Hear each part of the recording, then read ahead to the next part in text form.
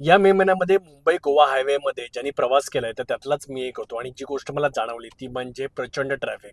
इंदापूर म्हणा, माणगाव म्हणा, संगमेश्वर म्हणा, इथे ट्रॅफिक तर होतंच, पण त्याचबरोबर जर तुम्ही पनवेलवरून निघालात तर महाडपर्यंत जाईपर्यंत असं वाटत होतं की तुम्ही मुंबईतच आहात.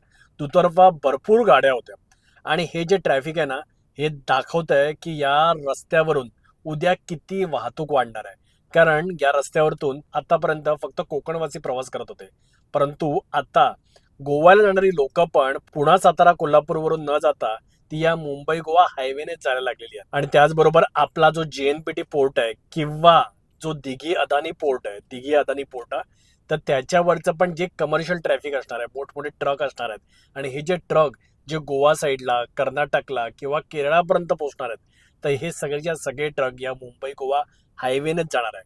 तर त्याच्यामुळे तुम्हाला असं वाटत असेल की हे जे ट्रॅफिक होतं हे फक्त मे महिन्यापुरतं होतं, तर तो तुमचा गूढ गैरसमज आहे.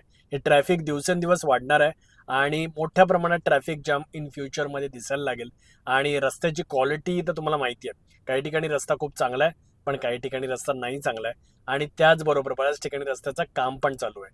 सो त्याच्यामुळे ओव्हरऑल मला तरी आता असं वाटायला लागलंय की आत्ताच दूरदृष्टीने मुंबई गोवा कोस्टल हायवे लवकरात लवकर कंप्लीट करणं आवश्यक आहे. त्याच्यामुळे होणार काय की ज्यांना पण कोकणामधल्या पर्यटनाचा आस्वाद घ्यायचा आहे तर ते मस्तपैकी कोस्टल हायवेने प्रवास करतील.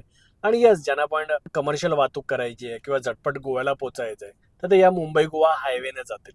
सो तुम्हाला याबद्दल काय वाटतं आणि मुंबई गोवा कोस्टल हायवे किती वर्षात कंप्लीट झाला पाहिजे, तर त्याच्याबद्दल तुम्हाला काय वाटतं ते मला कमेंट करून नक्की सांगा.